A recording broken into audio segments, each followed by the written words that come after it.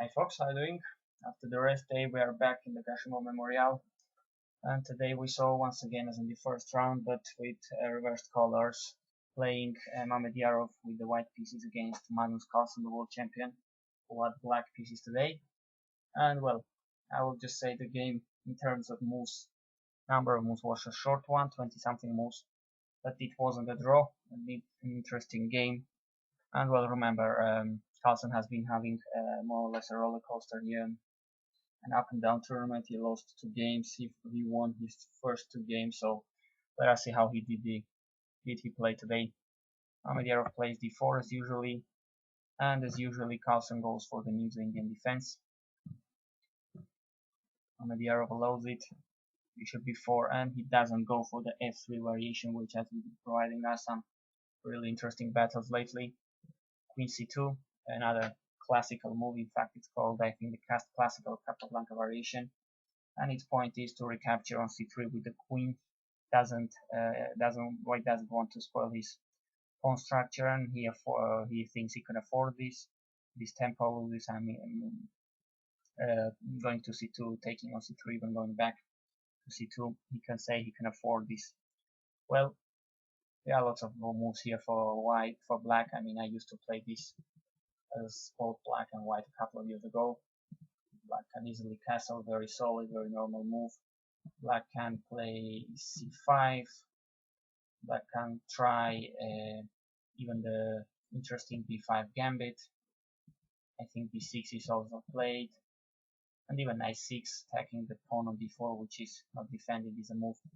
But also the d5 move is a playable one. Is a very solid and sound way of playing this position. This is what Magnus Carlsen does, and well, this is like arguing that in this Queen's Gambit declined structure, White's queen has committed too early to the c2 square, and well, partly this is correct. Here, main moves for White are to take on c5, on d5, then maybe go bishop g5, or even free castle along, bishop d2, whatever. Or after d5, play bishop g5, immediately pinning the knight. There are some really crazy lines. I'm remembering the famous first game of the Botvinnik Petrosian match in the 60s, I think, and also a very spectacular win victory with, was it white or black? I'm not even sure, of Aronian in the Olympiad of Turin. It was, I think, against Sokol or something like that. I think he was black there. He played a very spectacular game with Sokolov, Aronian. But anyway, here Mamedyarov plays not a usual move. He plays knight f3, and well, Jan Gustafsson, who was a strong GM from Germany and a known theoretician in these d4 lines, he was in the opinion of during the last term that this was considered more or less a blunder in this position. Why? Well, black, it seems he's winning the c4 pawn almost for nothing, so in this position he wasn't sure about white's position at all. He thought, well, of course, strong GM 27 plus 100 like Mamedyarov will have some ideas behind it. He's not just gonna lose a pawn because he didn't knew it was attacked, but Gustafsson wasn't sure about this at all. And well, just another point is that Carlsen had faced this. It seems he had faced already this with playing with black pieces in 2006 in what seems to be the Norwegian Championship. He drew that game, by the way. So what did Carlsen play? He took on c4. He takes the pawn, and as Gustafsson was pointing out, if white, for instance, plays e4, this is very similar to if the queen was on d1, this is very similar to the Vienna variation of the Queen's Gambit declined, and queen c2 isn't a move you want to play there. So just to illustrate that this could be transposing into very favorable, much favorable positions for black than usually he gets. But Mamedyarov instead played bishop g5. Of course, white gets some development in return for the pawn. Now there's this always nasty pin, and black just protects his pawns. b5. In the online database there are 22 games in this position with this exact move order, and well, white is scoring really horribly, which is saying a lot in this position. There is a classical game, for instance, between Capablanca and Nimzo-Indian in 1928.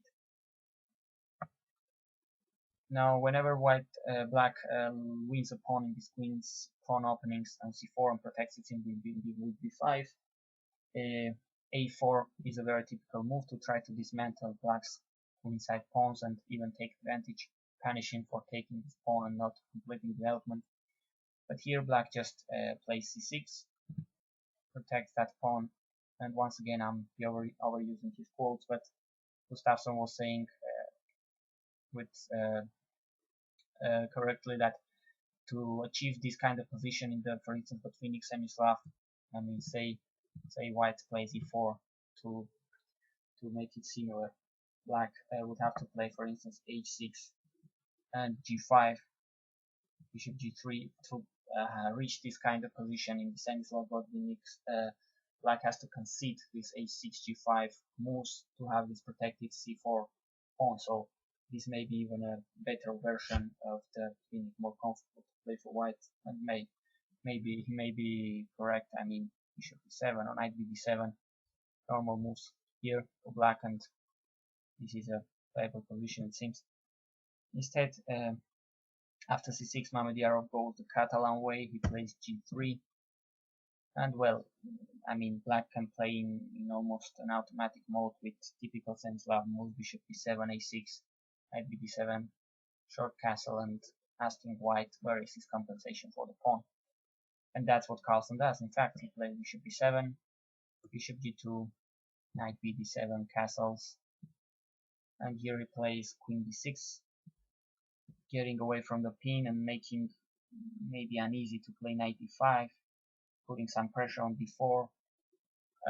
Well, I mean, even if he can't just play any move here, for instance a5, I was thinking about this move, but the computer already wants to punish me with this knight e5 because c6 is under attack. And of course, rook c8 would be a slight mistake here to say it might be because a takes and the bishop is under attack here. If the pawn takes, the pawn is pinned, etc. So I mean, black just can't move anything, but definitely with some precise play at this super GM level, these couple of tricks and traps in the center aren't enough, as Carlsen will show us. He will get out of the opening with some advantage, even having black with the pawn up. Queen b6 is played here. Now knight e5 was still playable, I guess. I mean, black it seems it has to take, and after this exchange on f6 and on e5, playing f5, it seems black is okay in this structure. Neither of white pieces are very active in this very moment, but of course black must be careful. I mean, you just cannot take on b4. That's maybe being too greedy, it's too much, not completing development. Now the c6 pawn is hanging, queen is attacked, and bishop takes c6. The king is still in the center, the knight is pinned, the rook is under attack, the other rooks come to the b file, etc. So this is horrible for black. But instead, queen b6, solid choice. And e4 was played by Mamedyarov, not knight e5. He gets his two central pawns, and it's something against, I mean, to compensate the pawn. Maybe not enough, but he certainly has something. a6 cementing the queen side, and rook fd1 was played by Mamedyarov. The other rook may be still useful on the a file. Now h6, asking this bishop his intentions. It goes back to e3. Well, I thought here about the knight g4 move, always trying to get the bishop pair and all this stuff, but well, in fact it's not a bad move, but black could be even faster as Carlsen plays. He just castles, completes development, very solid and sound. And well, Mamedyarov goes for all or nothing here. I mean, he's practically speaking maybe his only choice or his best choice. He's just a pawn down, and if he lets black solidify even more his position, Carlsen would even start looking for advantage. So d5 seems a move here to consider, of course. The queen is under attack, and there is definitely something going on in the center. He has better central pawn, so he must try to take advantage of it. Now c5 stops the attack on the queen, and apart from that, the bishop now is playing on the diagonal. Now an intermediate a5 was played. Taking on a5 was maybe possible, but a little dangerous. The queen is now right now tied up to the defense of the bishop. So white could try to take advantage of that, taking on e6, take, for instance, e5, knight d5, and he could try an attack on the king side. Bishop takes h6, and black must be precise here and careful. For instance, he cannot just take it on the spot because, of course, the queen gets in, and after a couple of checks on the g and h file, the knight gets in g5, and this is probably already lost. It is already gone for black. So well, taking on a5 maybe not that advisable. So black goes queen d8, and now queen d takes e6. At least white creates a weakness for black on e6. It takes. There is a pin on the d file, and white plays knight h4. The bishop on g2 is more active now, and I guess this somehow weakened light squares around the black king may be a target for this knight on h4. Very correctly evaluated now here by Magnus.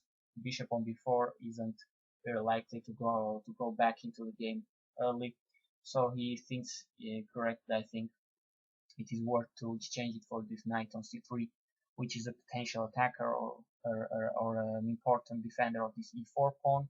So he just takes there, takes with the pawn, and very useful move now. Queen e8 gets away from the pin on the d file, so that now the knight is defending c5, and also the queen is defending the weaknesses on e6 and somehow weakened light square here around black king. f4 takes even more space in the king on the king side on the center, but still black is looking so solid. Rook d8, h3, maybe to stop knight g4, maybe threatening to play g4 by himself, and now rook f7, and somehow obscure move at the first sight, but if you think about this knight on b7, who doesn't have that many squares to go in this position other than going to b8, it seems very reasonable to play rook f7 to put the knight on f8 and put the rook on d7, doubling rooks on the d file, on the open d file. Rook b6. Now black can afford himself to play e5. He has all his pieces focused on the central part of the board, so there is no problem about losing this pawn. In fact, it is white who must be careful because his pieces are a little bit scattered around, not very coordinated. And well, at this point, 21 moves already have been played. Well, Mamedyarov makes what seems a little mistake. Carlsen will take full advantage of it, as we will see.